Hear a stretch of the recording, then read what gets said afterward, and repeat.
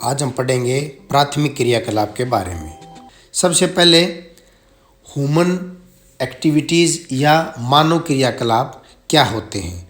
मानव क्रियाकलाप वो क्रियाकलाप होते हैं जिनको करने से मानव को आय प्राप्त होती है। ये 4 प्रकार के होते हैं। प्राथमिक क्रियाएं जो मानव ने सबसे पहले आदिकालीन समय से ही करनी शुरू करी। द्वितीय क्रियाएं मानव जो प्राथमिक क्रियाकलाप से उत्पाद प्राप्त होता है उसका कच्चे माल के रूप में प्रयोग करके अन्य वस्तु में उसको जब परिवर्तित करता है तो वो द्वितीय क्रियाएं कहलाती हैं। तृतीय क्रियाएं सेवाओं को बोला जाता है जो प्राथमिक और द्वितीय क्रियाओं के बीच में कड़ी की तरह काम करती हैं, जैसे परिवहन, संचार, मनोरंजन, बैंकिंग। इस तरह के क्रियाकलाप में लगे हुए लोगों को तृतीय क्रियाकलाप के अंतर्गत हम मानते हैं। अगला है चतुर्थ क्रियाकलाप। चतुर्थ क्रियाकलाप में चिंतन और शोध से संबंधित जो क्रियाकलाप आते हैं। अब हम पढ़ेंगे आखेट एवं भोजन संग्रहण क्या होता है। आखेट जो होता है उसको हम शिकार को आखेट बोलते हैं। इसमें पशुओं का शिकार किया जाता था। वनों से खाने योग्य जंगली पौधे, कंदमूल इकट्ठे किए जाते थे। ये मानव की सबसे पहले क्रियाकलापों में से एक क्रियाकलाप है।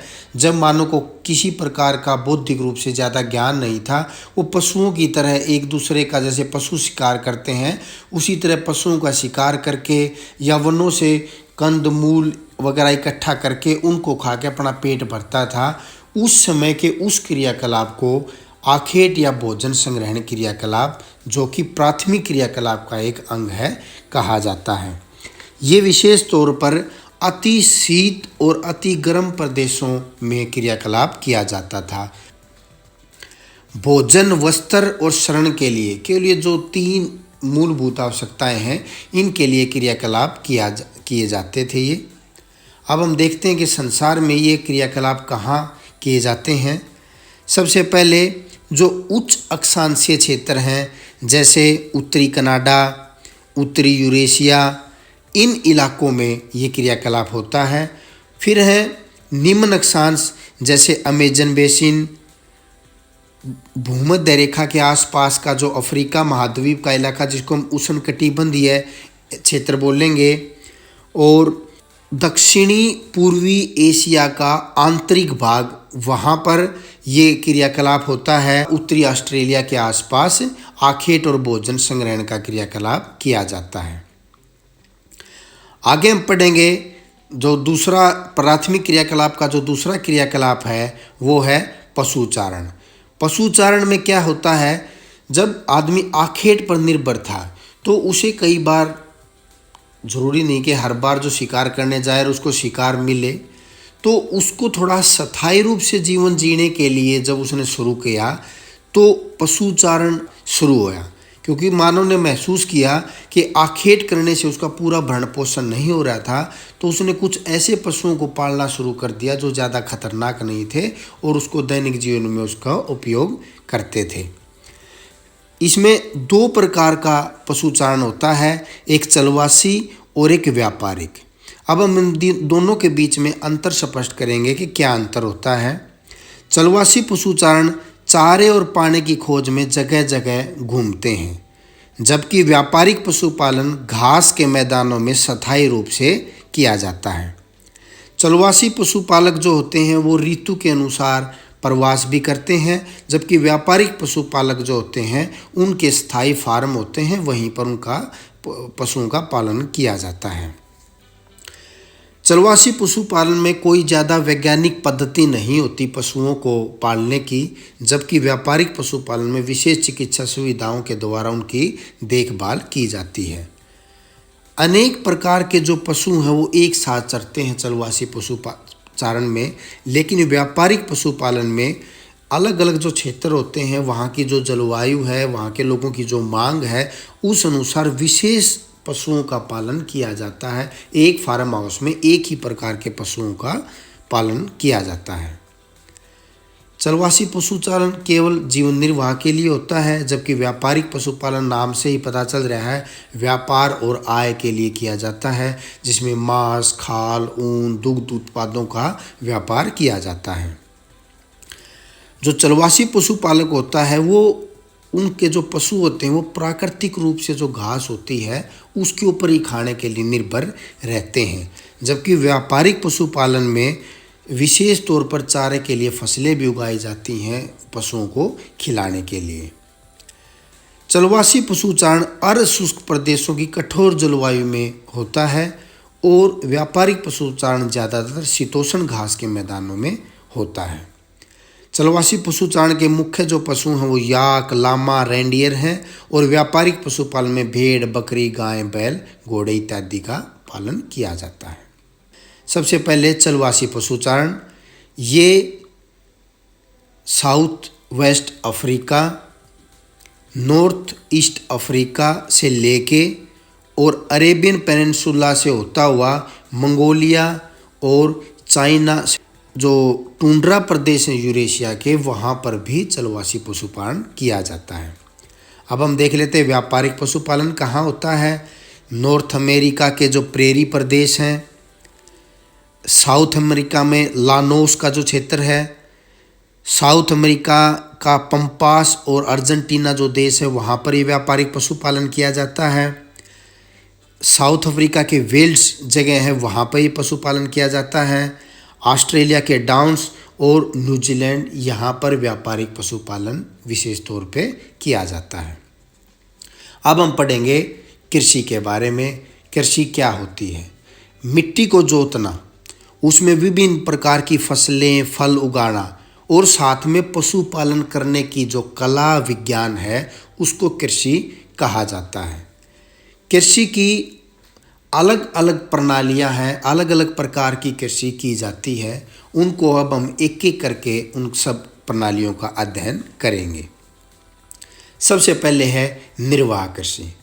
इसके नाम से पता चल रहा है इस कृषि में कृषि क्षेत्र में रहने वाले जो स्थानीय उत्पादों का ही संपूर्ण या ज़्यादातर उपयोग करते हैं। यानी कि निर्वाह कृषि में ज़्यादा व्यापार के लिए ना करके केवल अपने घर की परिवार की पूर्ति के लिए कृषि की जाती है। ये दो प्रकार की होती हैं, आदिकालीन निर्वाह कृषि और गहन निर्वाह कृषि। अब हम दोनों को अंतर स्पष्ट के रूप में पढ़ें। आदिकालीन निर्वाह कृषि, यह कृषि स्थान बदल कर की जाती है, इसीलिए इसको हम स्थानांतरित कृषि भी कहते हैं।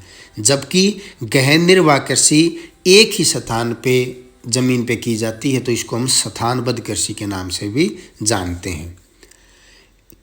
आदिकालीन निर्वाह कृषि के दो अलग अलग और भी नाम हैं, क्योंकि ये कृषि वनों को काटकर, जलाकर, साफ करके जमीन को की जाती है, इसलिए इसको कर्तन और दहन, काटो और जलाओ, स्लैश एंड बर्न कृषि के नाम से भी जानते हैं।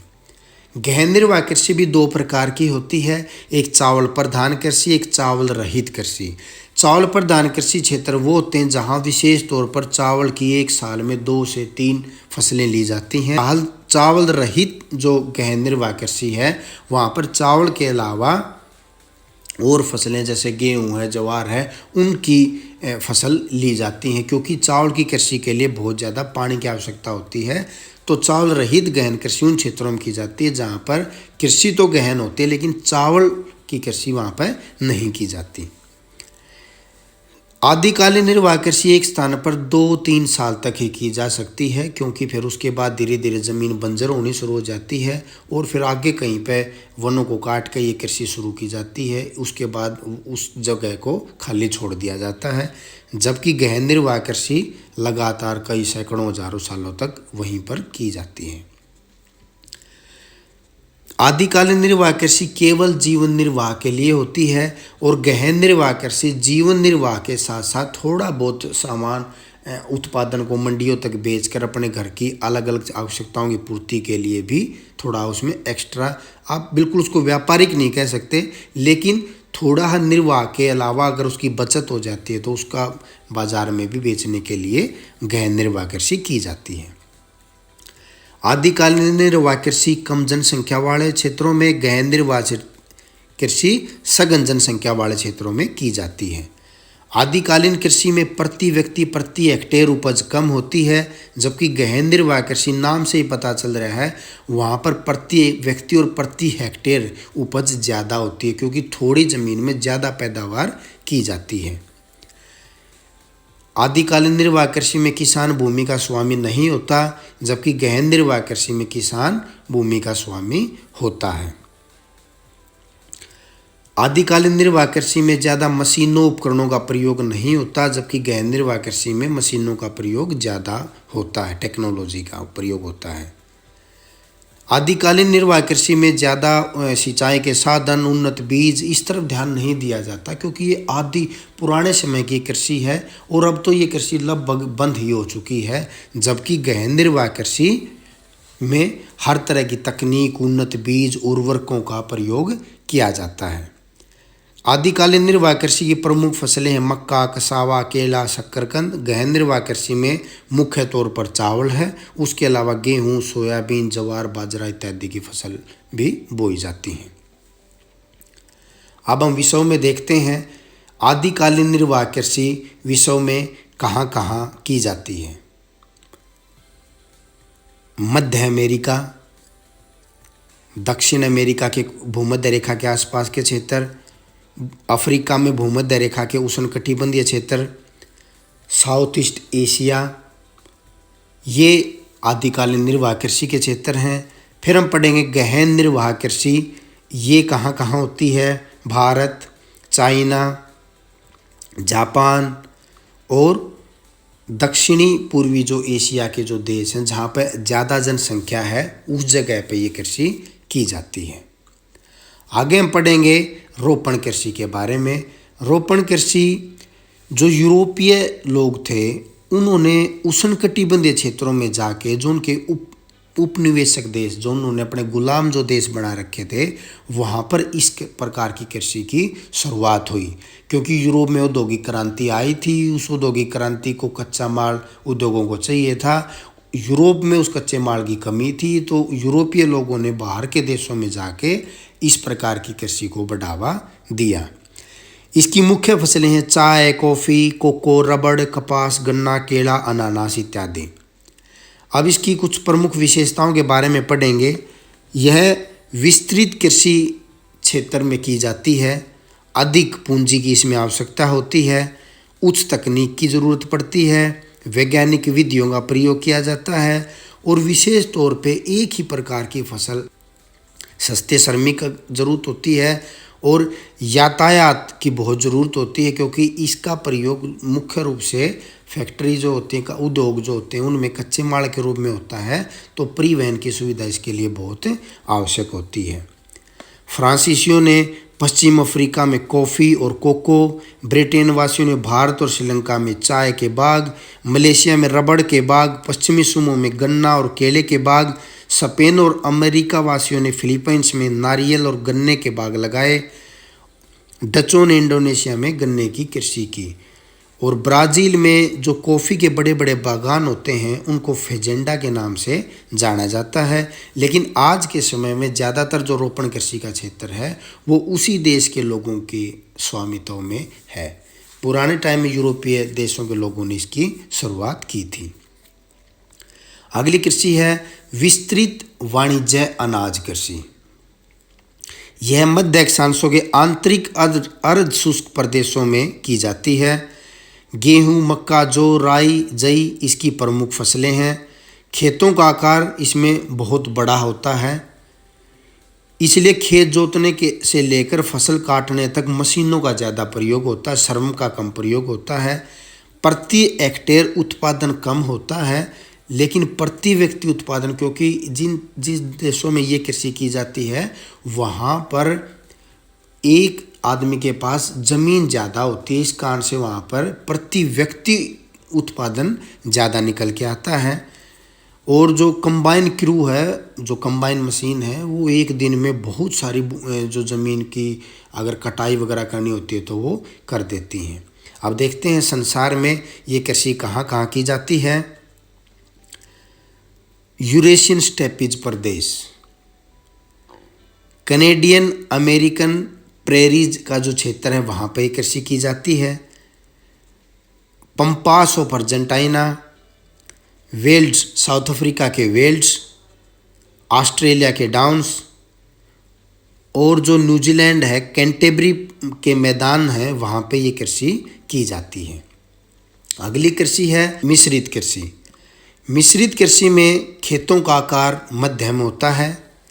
गेहूँ, मक्का, जौ, राई, जई, चारे की फसलें और कंदमूल इसके अंतर्गत उगाई जाती हैं।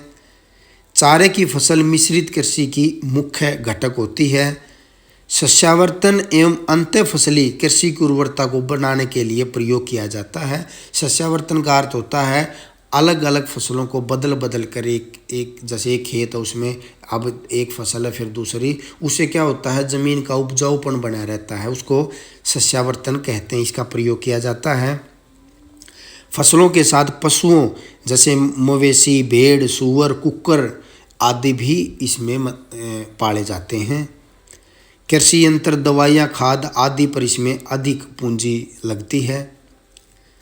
कृषकों की कुशलता और योग्यता के बल पर इस कृषि को बहुत ज़्यादा विकास किया जा सकता है। संसार में मिश्रित जो कृषि है वो ज़्यादातर हाई डेवलप्ड जो क्षेत्र है के वहाँ पे ये कृषि की जाती है, जैसे उत्तरी पूर्वी अमेरिका, उत्तरी पश्चिमी यूरोप, ये बिल्कुल विकसित जो देश हैं यहाँ पर वहाँ पे कृषि की जाती है। यूरेशिया के कुछ भागों में और जो साउथर्न जो कॉन्टिनेंट है, जो दक्षिणी जो महाद्वीप है, उनके जो शीतोष्ण इलाके हैं वहाँ पे कृषि की जाती है। अगला है डेयरी कृषि। डेयरी कृषि में आप नाम से ही पता चल रहा है दुधारू पशुओं के पालन पोषण का ये सबसे उन्नत प्रकार होता है। इसमें पूंजी की ज़्यादा आवश्यकता है। पशुओं के लिए छप्पर, घास, भंडार यंत्रों के लिए पूंजी की ज़रूरत पड़ती है। पशुओं के स्वास्थ्य, प्रजनन, चिकित्सा पर विशेष ध्यान दिया जाता है। पशुओं की देखभाल, चराने, दूध निकालने के लिए गहन श्रम की भी आवश्यकता होती है। अन्य फसलों की तरह इस कृषि में कोई अंतराल नहीं होता। नगरों बाजारों के समीप होती है ये। यातायात के साधन, एयर कंडीशन वगैरह के उपयोग से जो डेयरी के उत्पादों को ज़्यादा समय तक बचा के रखने में भी सहयोग देती है। संसार में ये कृषि मुख्य रूप से कनाडा, उत्तरी पश्चिमी यूरोप, दक्षिणी पश्चिमी ऑस्ट्रेलिया और न्यूजीलैंड में की जाती है। अगला है भूमध्य सागरीय कृषि। ये कृषि आप ये मान लें जो भूमध्य सागर है मेन तौर पर उसके आसपास के देशों में की जाती है।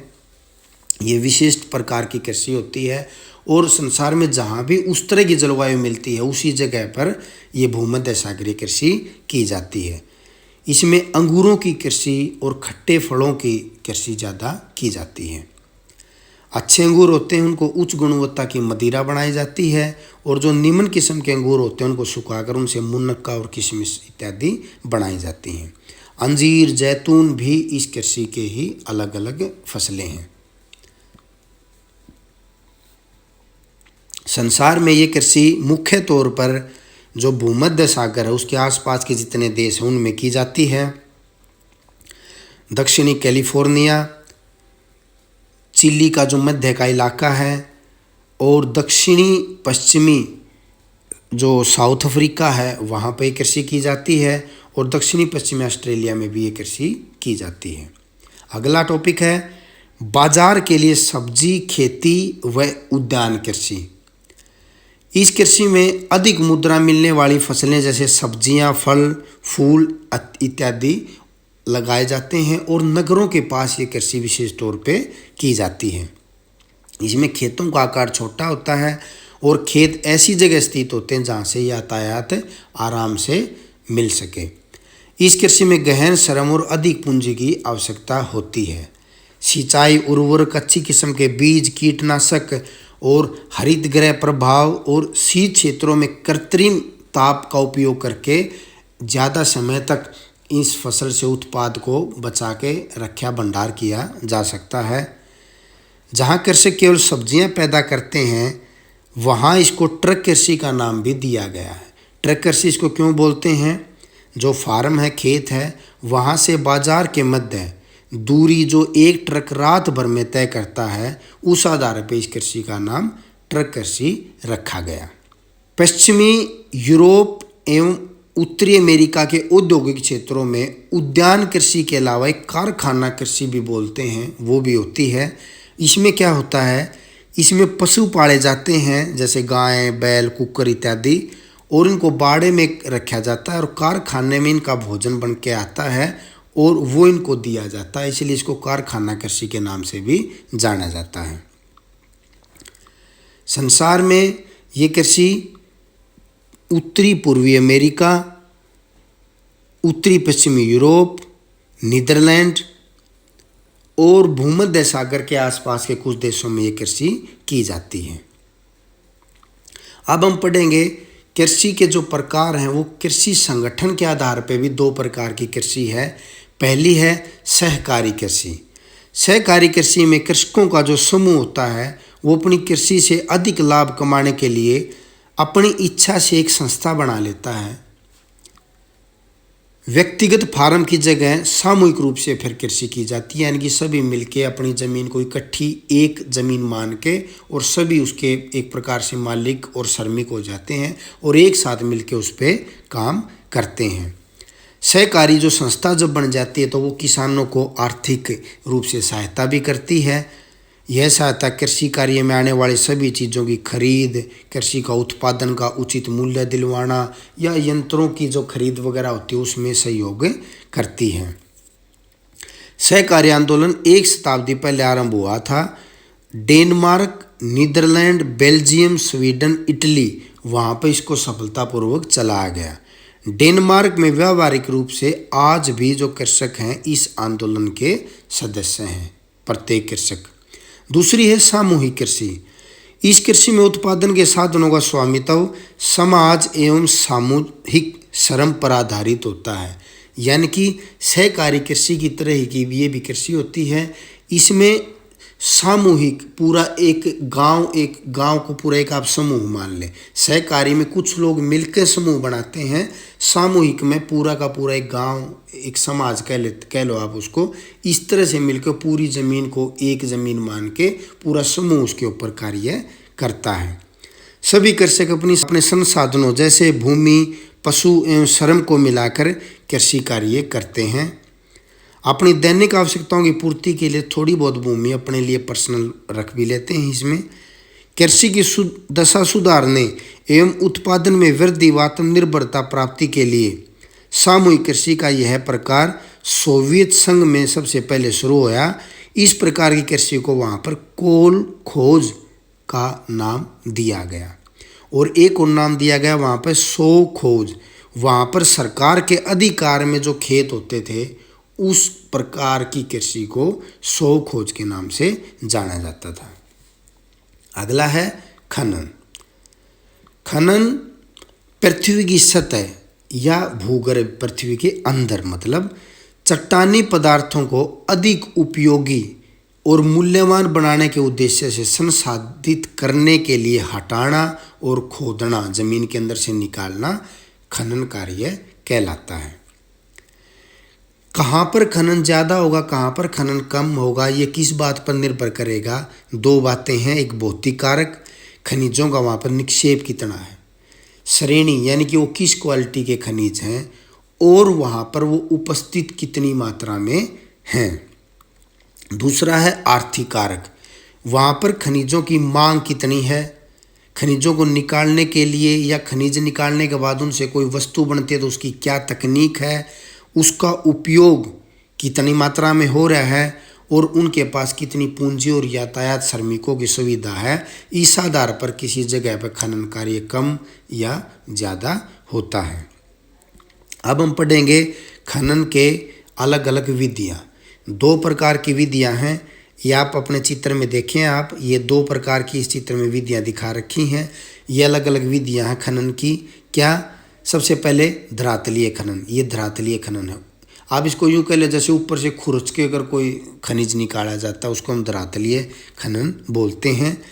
इस खनन को विवृत खनन भी कहते हैं। यह सस्ता तरीका है, उपकरणों पर ज़्यादा खर्च नहीं होता, शीघ्र और अधिक उत्पादन किया जा सकता है। दूसरा है भूमिगत खनन।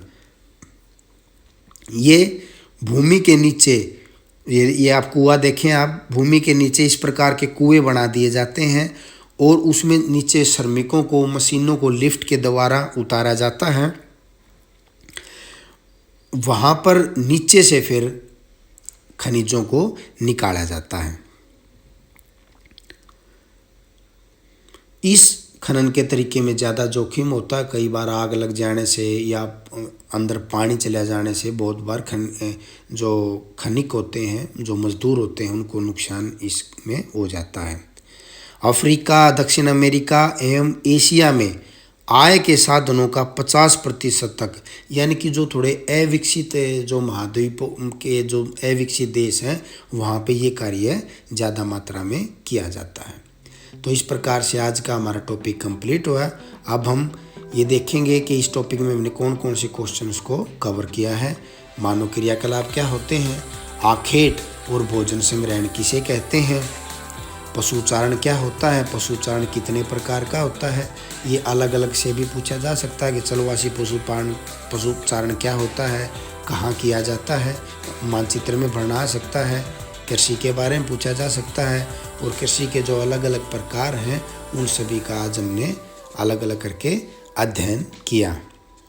इनको आप मानचित्र की सहायता से भी अध्ययन जरूर करें। फिर हमने खनन के बारे में कि खनन क्या होता है, खनन की क्या क्या विधियां हैं, खनन कहाँ पर ज़्यादा मात्रा में, कहाँ पर कम मात्रा में खनन किया जा सकता है। इस प्रकार से जो आज का हमारा टॉपिक है वो कंप्लीट हुआ। धन्यवाद।